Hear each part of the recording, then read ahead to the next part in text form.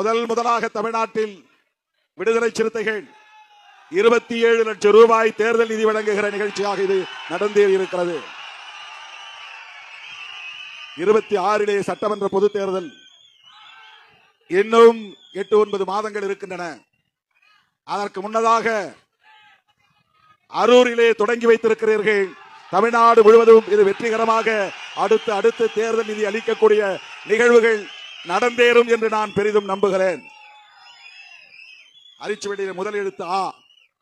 தொகுதியிலேயே 234 தொகுதியிலேயே அரூர் முதலிடத்திலே இருக்கிறது. ஆவில் தொடங்குகிறது. அரூர் என்றால் அரிய ஊர் என்று பொருள், மிகவும் அரிதான ஊர் என்று பொருள். இதுபோல் ஒரு ஊர் வேறு எங்கும் இல்லை. அவ்வளவு அரிதான ஒரு ஊர் அரூர் என்று சொல்லத்தக்க வகையில் வேறு எந்த தொகுதியிலும் இவ்வளவு நிதி தர முடியாது என்று வெல்லத்தக்க வகையில் வேறு எவராலும் விடுதலை சிறுத்தைகளால் இதை மிஞ்ச முடியாது என்று சொல்லக்கூடிய வகையில் எடுத்த எடுப்பிலேயே 27 லட்சம் ரூபாய் நிதியை வழங்கிய என் உயிரின் உயிரான விடுதலை சிறுத்தைகள் அனைவருக்கும், மாவட்ட நிர்வாகிகள் யாவருக்கும் என்னுடைய நெஞ்சார்ந்த நன்றியை உரித்தாக்குகிறேன். இரண்டாவது, 27 லட்சம் ஒரு நாள் செலவுக்கு போதாது. தேர்தலிலே மற்ற கட்சிகளோடு ஒப்பிட்டால் 1 மணி நேர செலவுக்கு கூட போதாது. திமுகவோடு ஒப்பிட்டால் ஒரு நொடிக்கு கூட இந்த பணம் பத்தாது. அவ்வளவு செலவு, தேர்தல் செலவு, திமுக போன்ற கட்சிகள் சந்திக்கிற செலவு. ஆனால் நமக்கு இது பெரிய தொகை, மிகப்பெரிய தொகை.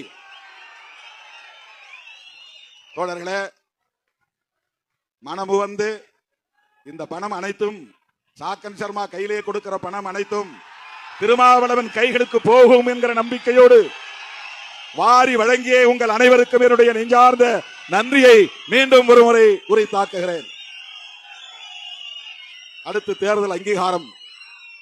தமிழ்நாட்டு அரசியலில் கடுமையான நெருக்கடிகளை எல்லாம் தாண்டி ஏறத்தாழ 4 நூற்றாண்டு காலம் தாக்கு பிடித்து அவதூறுகளையும் அவமானங்களையும் சுமந்து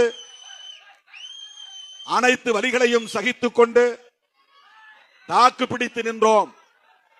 இன்றைக்கு தமிழ்நாட்டிலே 4 சட்டமன்ற உறுப்பினர்கள், 2 நாடாளுமன்ற உறுப்பினர்களை கொண்ட ஒரு மாநில கட்சியாக தேர்தல் ஆணையத்தால் அங்கீகாரம் பெற்றிருக்கிறோம்.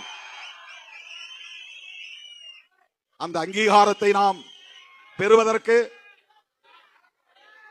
வாக்குகளை வாரி வழங்கிய சிதம்பரம் தொகுதி வாக்காளர் பொதுமக்களுக்கும், விழுப்புரம் தொகுதி வாக்காளர் பொதுமக்களுக்கும், அந்த 4 சட்டமன்ற தொகுதியை சார்ந்த வாக்காளர் பொதுமக்களுக்கும் முதலில் நன்றியை சமர்ப்பிக்கிறோம்.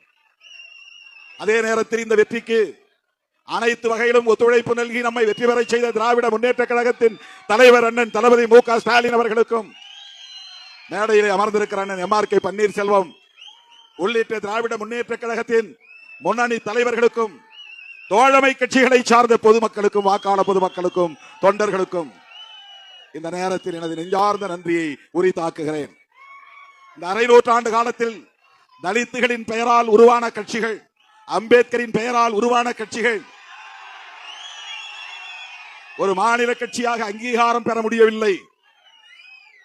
நாடு விடுதலை பெற்ற இந்த 75 ஆண்டுகளில் இந்திய அளவிலே உத்தரப்பிரதேசத்தில் பிஎஸ்பி, மகாராஷ்டிராவில் ராம்தாஸ் அத்வாலே, பீகாரிலே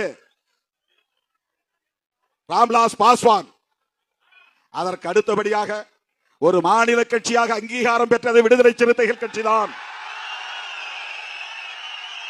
ராம்தாஸ் அத்வாலே கட்சி கூட மாநில கட்சியாக அங்கீகாரம் பெற்றதா என்று எனக்கு தெரியவில்லை. பீகாரிலே ராம்விலாஸ் பாஸ்வான் கட்சி, உத்தரப்பிரதேசத்திலே மாயாவதி அம்மையார் கட்சி, அதற்கடுத்து இந்தியாவிலேயே தமிழ்நாட்டை சார்ந்த விடுதலை சிறுத்தைகள் கட்சிதான் ஒரு மாநில கட்சியாக அங்கீகாரம் பெற்ற வரலாற்றை படைத்திருக்கிறோம். இது தமிழக அரசியல் வரலாற்றில் ஒரு திருப்பு முனை. இந்திய அரசியல் வரலாற்றில் இன்றைக்கு விசிகே என்பது இந்தியா முழுவதும் தெரியக்கூடிய வகையில் மகாராஷ்டிராவிலும், உத்தரப்பிரதேசத்திலும், கர்நாடகாவிலும், தெலுங்கானாவிலும், ஆந்திராவிலும், கேரளாவிலும் என்று சிறுத்தைகளின் கொடி பறக்கிறது. அந்த அளவுக்கு இன்றைக்கு அகில இந்திய பார்வையை, அகில இந்திய அளவில் மக்களின் பார்வையை ஈர்த்திருக்கிற ஒரு பேர் இயக்கமாக இந்த இயக்கம் அங்கீகாரம் பெற்றிருக்கிறது. இந்த மகிழ்ச்சியை, இந்த வெற்றியை என் உயிரின் உயிரான விடுதலை சிறுத்தைகளின் காலடிகளில் நான் சமர்ப்பிக்கிறேன். அங்கீகாரம் பெற்றவுடன் சொன்னேன், சிதம்பரம் தொகுதியில் இந்த இயக்கத்திற்காக ரத்தம் சிந்தியவர்களின், காயம்பட்டவர்களின் காலடிகளிலே நான் இந்த அங்கீகாரத்தை சமர்ப்பிக்கிறேன் என்று சொன்னேன். அந்த நன்றி பெருக்கோடு மீண்டும் இதனை நான் சமர்ப்பிக்கிறேன். தோழர்கள்,